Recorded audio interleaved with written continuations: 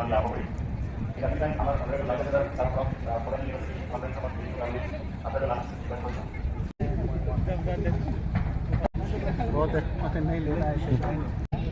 gan.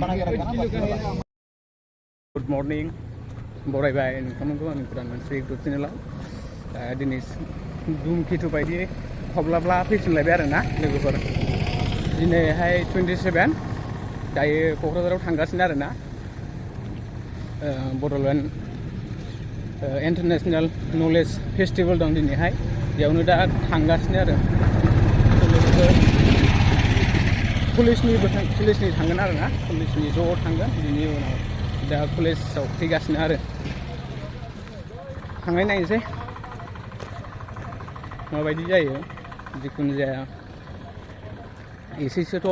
Knowledge मोनबोगोन ना लोगोफोर international knowledge festival नालाय बेहायथ' एसेबाबो नलेज मोनगोन बेनिखायनो थांसै आरोना दा कलेजाव फैगासिनो आरोना गारिफ्रा फैबाय खोमा लोगोफोरबो फैगासिनो दङ दायो ज' थांसै आरो थ' लोगोफोर बिदिबा बिदिखौ नायलांबाय था आरोना जेसे हायो एसेबां खोन्थानो नाजानोसै माबायदि जायो लोगोफोर नायलांबाय था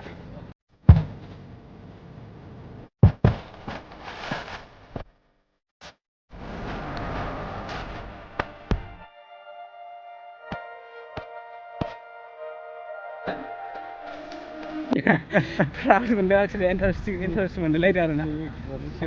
लोगोफोर नायलांबाय था जेरैबो मानसि नै ओमफ्राय हरावथ' साबसिनसो नुबावगोन खोमा ना आं फंबाय पुरा बरिया नुगोन माबायदि मोनो माने दाथ' सान नालाय भिउआ हरावसो बरिया जागोन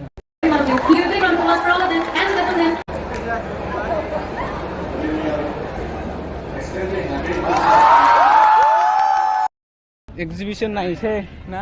नायालां एक्जिबिशन नायनोनो माबा नायसोरा है बेहाय बायदिसिना दंलाबाय थायो बेखौ नायनोसै आरोना एम्फौ फिसा नै रियेल एम्फौ फिसा बियो ओमफ्राय नैबाव नै एम्फौ बिमा बबे सिन्दुर बिफां बेयो नैबाव नै एम्फौ माब्रै खालामो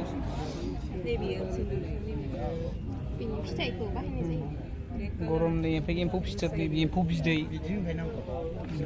नै मा दं ने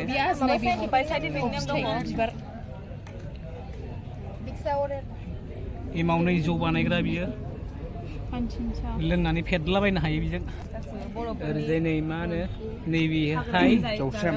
बबे बै बियो दौसेम ओमफ्राय नैबेहाय जाहैबाय जोगोलावरिनि बेयो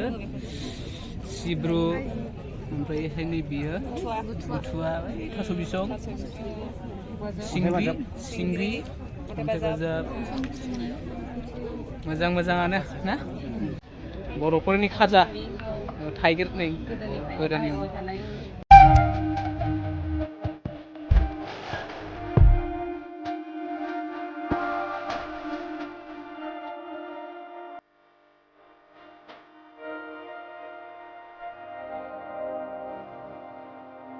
ह्यूमन बॉडी कैसा दिखता है ना ह्यूमन बॉडी ये ब्रेन किधर गया है इधर है इंसान का ब्रेन कैसे दिखता है ये देखो इंसान का ब्रेन निकल गया है बच्चा नारी से लेबल এই বড় লড়া হয় নাকি হইছে এনে ওলাই কিনে রাখছে নাকি লিভার है ना ये এইটো लिवर है लिवर डाला है अभी किडनी ভিতৰত আছে এইটো না কিডনি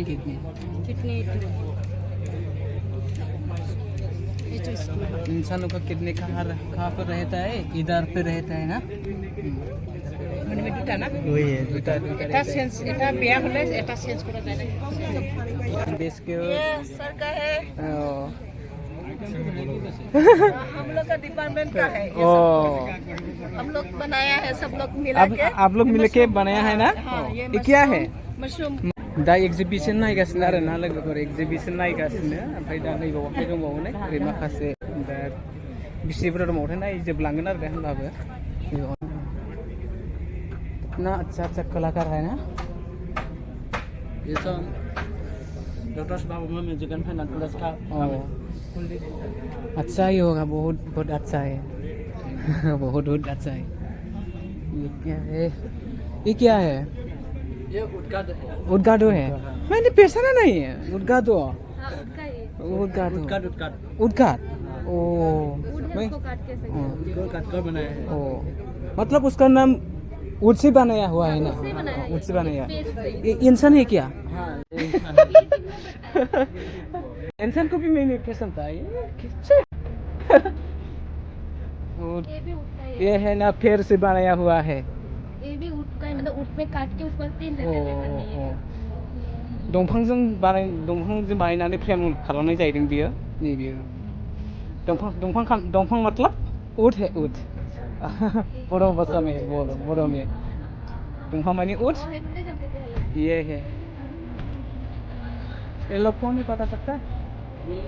तो लासिक बम बना लासित बरफुकन और ये बचपन का तस्वीर है ये भी बना ये किस तरह से बनाया हुआ है ये ये पेंटिंग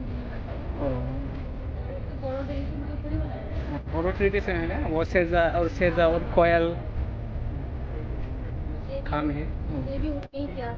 चीज दिया Colour. में तब प्लीज एक्नॉलेज में किया ओरैबायदि मोजां मोजां आरोना नै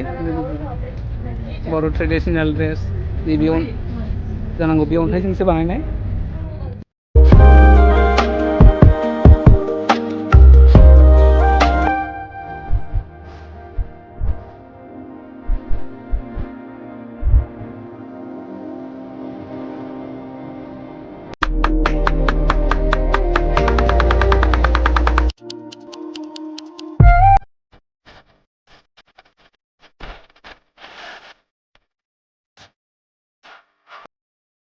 ơi cầu này nào लोगोफोर बेयावहाय सिलाय दांनाय नागिरग्रा हमनो बेयाव बाहर नहीं लेना है ये गान पूरा असली गान है देखो सब्जी का किलो ला मामले अंदर कितने किलो है सब्जी ये सूट कितने को थैंक यू गान सूखी दिखाओ ये है ये इंडिया गान पबजी का है पबजी का मशीन गन है ना ये मशीन गन इजराइल का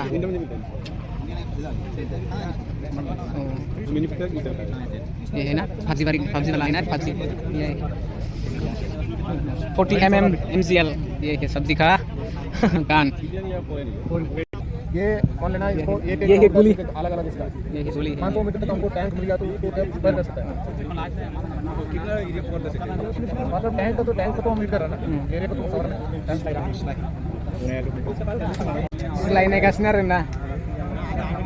दांनायनि मोनबायबो एसे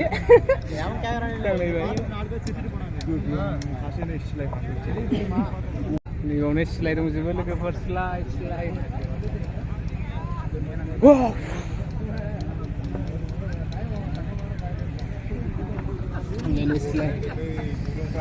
सर जी ये कौन सा गान है ये 7.62 mm sniper 7.62 dragon house sniper rifle sniper rifle है ना ये देखो जो पबजी वाला है ना उसको देखो सिलाई है ओरिजिनल असली है असली ये देखो तो किंतु दांनायनिखौ मोनदों दांनायनि मोनफेरिखौ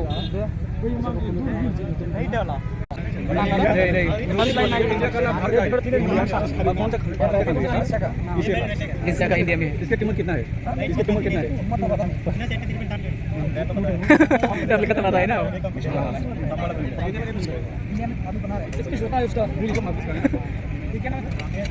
गोली छोटा तो क्या होता है ना बॉडी में जो शरीर में घुसेगा ना सुर हो जाएगा इस तो कितना राउंड होता है और कितना गोली होता है इसमें कितना एक ही गोली चलता है हर पेपर में एक ही स्नाइपर एक ही गोली चलता है ठीक है इसका स्पीड का हिसाब से क्या है गोली पता चलता है कितना सेकंड में कितना गोली निकलता है मिनट पर कितना गोली निकलता है वो कितना दल सकते हैं इधर नहीं इस बार वो सेन वाला है सेन वाला है ये आप एक मिनट की स्पीड क्या जाएगा सेन है ना वो बेल वाला है एक नंबर में लगा हुआ है बेल वाला है वो बेल्ट क्या होगा लगातार फायर करते रहेगा कितना घंटा चलते रहेगा सबसे कितना कैंडिडेट कितने फायर कर सकते हैं यदि आपको 7 बेल्ट पास लेके 1000 राउंड चल गया फिर को क्या करना बदली करना है देखो क्या करना है सूर्य को मशीन गन है निकलना और लगाना ओ जैसे गर्म हो गया गरम हो गया तो हमारे पास ये चेंज कर सकते हैं, चेंज करना पड़ता है सर। ये ज़्यादा गर्म हो गया क्या? करना पड़ता है। ये है ना ड्रोन।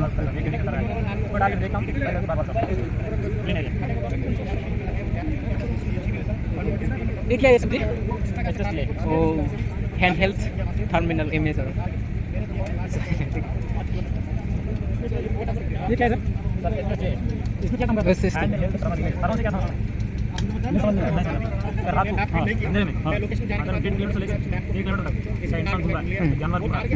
उसको डिटेक्ट करेगा। ओ कैप्चर करेगा। इमेज दिखाएगा। इसी लोकेशन का अंदर, इसी रेंज का अंदर ये जानवर घूम रहा है, इंसान घूम रहा है, कहीं यहाँ पर कृष्ण आ रहा है,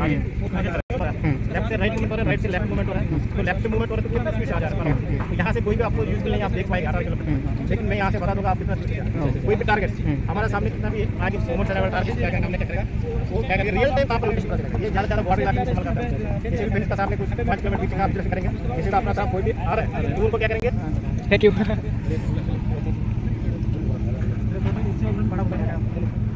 सतुवे ना दा जों एक्जिबिशनखौ नायखांबाय आरो सोलाय फुरा माने बेनि फुरा डिटेल्सफोरखौ खोन्थानाय दं आरोना दा बेखौ नायखांबाय आरोना दायो बिनि उनाव मा खालामजायो नायबावनोसै एसे बेरायबावनोसै लोगोफोर नायलांबाय था भिडिअखौ इन्टारेस्ट मोनदोंबा मा लाइक खालामलाबायदों आरोना ना फंबाय ओमफ्रायहाय नों मा नायनो होनबावदोंमोन एक्जिबिशन मा नायबावनो दख'ना होमबालाय दख'नानि एक्जिबिशन नायनोसैथ' ओमफ्राय मोनसेखौथ' नुवाखिसैना जोङो मा होनो हेल' औ दे माने एक्जिबिशन नुवाखिसैना ओंख्रि ओंखाम संनाय जोंनि बर'फोरनि ओंख्रि ओंखाम संनायनि दासिमबो नुवाखै ने बबेथिं दङ बर'फोरनि जोंनि एक्जिबिशन खालामनायनि दासिमबो नुफुङाखै जानाय लोंनायनि दासिमबो बबेथिं दंथाय बारे दोंनो मेदाम मोनहा औ मोखांनि आगर गिदिर मोखांनि आगर गिदिर ने ओमफ्राय बेखौ साल होनो दे मोनफा मोनफा खिन्थालाय मेदाम माखु होनो माखु औ जोङो गोदो गोदाय नैबेबायदि सालजोंसो जिखौ दिहुनजेनदोंमोन आबै आबौमोननि दिनाव ओमफ्राय दा दानानै दानियाहाय मडार्न जुगावहाय थाथसाल जाबाय थाथ जाबाय ओमफ्राय गासिबो दानिया नैबेबायदिजों आगरखौ बानायला सिगां बानायनो हाला बे सिगांनि बानायनायाव बेबायदिनो बानायोमोन सिगां समावनि बिदिजों बानायोमोन गोदोहाय ओमफ्राय दानिया बिनिफ्राय सोलायनानै थाथसाल जाबाय ओरै खाथाव खाथाव खाथाव बोग्रा माने खाथाव आखाइजों लुनाय आखाइजों दानाय होनोमोन नैबेखौ इन्दियाथ' आखाइजों लुबाय एम्फौखौ फिसिनानै आखाइजों लुबाय इन्दिखौ लुखांनायनि उनावहाय माइ दिहुननानै ओंखामखौनो मार होनानै खुन्दुं बानायबाय बेखौनो सोंबाय दाबाय बेखौथ' आखाइजोंसो ओरै सोयै ना देलाय मेदाम सोनानै खिथालाय मोनसे आगर एरदोंमोन दे जागोन दे माने गोदोहाय बर'फ्रा माबायदि स्टाइलखौ जिखौ माबायदि दायोमोन बेखौ मेदामनाव एसे नायनानै थांनोसै आरो ना नायनानै थांनोसै गोदोथ' जोंथ' नुबोआसै जाहैबाय दानि गोदानाव फैनाय बे खाल्थाव खुल्थावखौसो नुफैदों जोङो सिगाङावथ' आखाइजोंसो सोयोमोन नै मेदामा माबा खालामगासिनो दं आगर एरनाय जादों आगर एरदोंनो बेयो आयदा आगर एरनाय जादों आयदा एखेबारे सानथारनांगौसो जायो नामा न'आखौ सानथारनांगौ जायो ओमफ्राय लरा जायो खमायबाथाय लरा जानाय जाबाय दे हनै आगर एरगासिनो मेदाम मोनहा आगरनि खुन्दुं आगर एरगासिनो नै मेदाम मोनहा आगरनि खुन्दुंखौ बिदि सोनांगौ बिदिसो दायो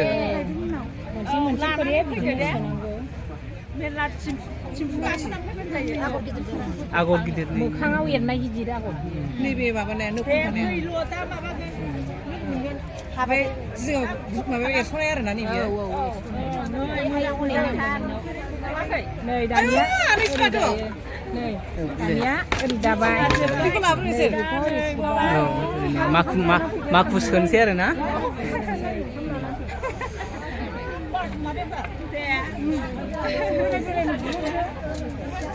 नै माखु सोबाय नै थाबथालायदों नै थुमलेर गलांबाय फुग्राव सिलाय औ आरो सेबसिनलायबाय ना मोननै जानानै आगर एरनांगौ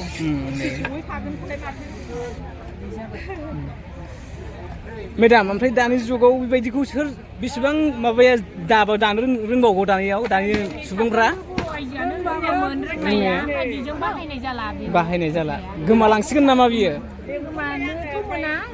ओरैनोथ' जोङो जिखौनो दाबाय थाखायो दाबाय थायो दा बेजों नैबे आदबजों दाया मानि आदबजों दानाय जाबाय आरो थाबजों दानाय जाबाय दानिया मोनसे खोथाया बेनो ओमफ्रायहाय जुदि बेखौबो दायाबा ओमफ्राय बेखौनो दाबाय थायोबा बेथ' गोदोलांगोन ना औ बेखौबो दानांगोन बेखौबो दानांगोन औ मोननो थांला आंथ' दिनैसो नुफेरदों मेडाम बेखौ दानि खोनायोल'मोन आखाइजों दानाय होननानै बेखौ माने बानायनांला बयबो दानो रोंनांगोन अनसायनो रोंनांगोन आरो ना मेम दे गोजोननाय थाबाय दे मेडाम औ दानिया नैबाव फैबाय नेक्स्टआवनो आखाइजों दानायनिफ्राय साल खाथा मानसि गैयानो बेनिया नैबावनो फैबाय आरोना नैबे दानायनिफ्राय नैबाव फैबाय दावराइ मोख्रेब आगर ने दावराइ मोख्रेब आगर दावराइ मोख्रेबाव बे आगरखौ लादों आरो बेजों दावराइ मोख्रेब आगरनो बियो दावराइ मोख्रेब ओमफ्रायहाय मेडाम माबा बुन्दुराम आगरफोर दं नामा बुन्दुराम आगर बुन्दुराम आगर ओमफ्राय मोनसे माबा दंना मा होनोमोनथाय मोनसेखौ बावबाय आं मा आगरमोनथाय बियो गोदोनि आगरा बुन्दुराम आगर दं निन्थि लदा दं थाइगिर बिबार दं बेखौथ' बुजिबाय ओमफ्राय मोनसे दं बिजौ दं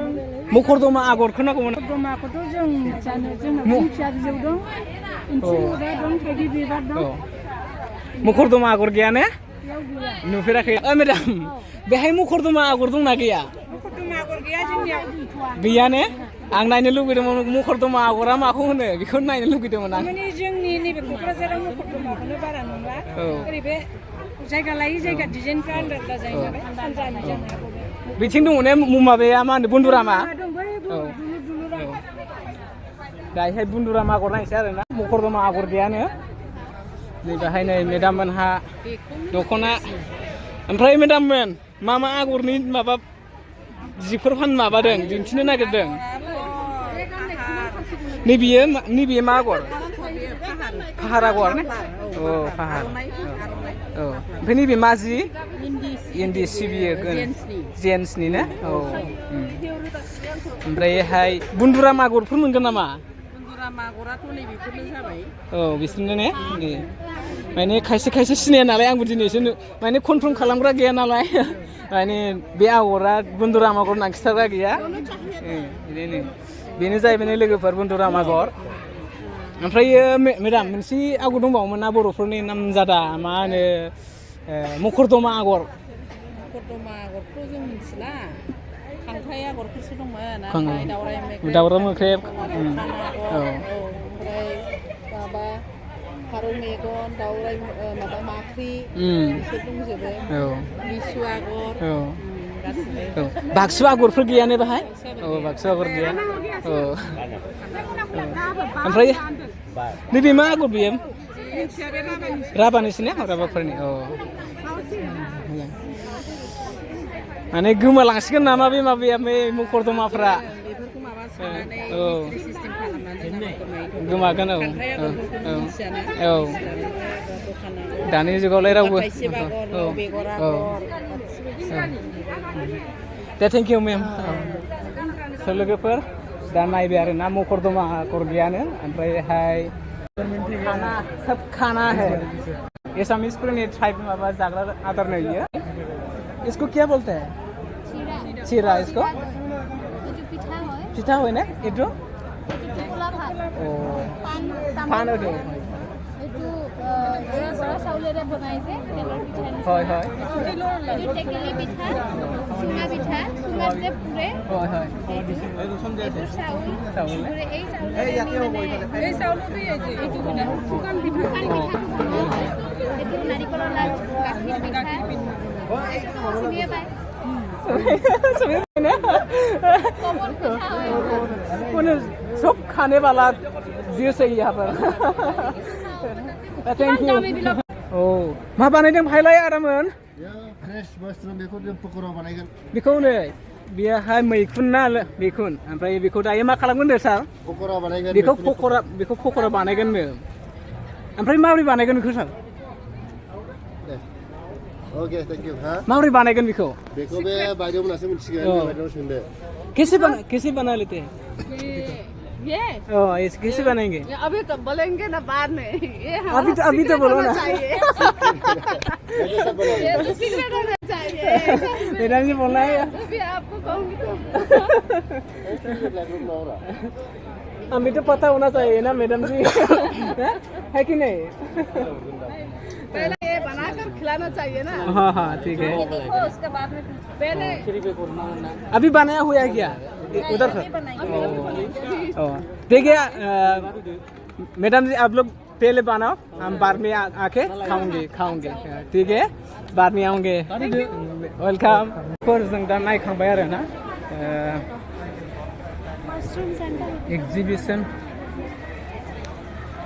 एग्जिबिशन नायखांबाय दायो माथो नायबावनो आरोलाय जेबो नायनांगौथ' गैलानो आरोना जेबो नायनांगौ गैथ'ला ओमफ्राय दा एग्जिबिशन जोबथ'योबा माने कलेजनिफ्रायसो फैनाय नालाय ओमफ्राय दायो थांनोसै आरोना कलेजनिफ्राय थांफिनसै दा एग्जिबिशनबो नायखांजोबखाबाय स' लोगोफोर बिदिबा भिडिअखौ मोजां मोनदोंबा लाइक आरो साबस्क्राइब आरो कमेन्टफोर खालाम आरोखि ना आरो जायफोर फैयाखै आरोना बेयावहाय फैनानै खनसे नायफै आरोना माने नायनानै एक्सपेरिमेन्ट लाफै आरोना गावखौनो माने गुबुननिफ्राय नुनायनिफ्राय गाव मेगनजों नुनाया मोजांसिन आरोखि ना बेनिखायनो स' लोगोफोर फैनो गोसो आरोखि ना फै होनबानो गाव हारसिंनो बुजिगोन आरोखि ना बहुद इन्टारेस्टिं नांदों आंथ' नायनो मोजांसिन नुथारदों ना फंबाय माबायदि मोनदों मोजां मोनदों ना फैबावगोन नों माला फैबावगोन सम मोनबा फैगोन ना सानब्रैल'सो ना फैखागोन दा फैनांगोन आंबो इन्टारेस्ट मोनदों ओमफ्रायहाय दायोथ' माथो खालामनो थांनायनि सम फैबायना ओमफ्रायहाय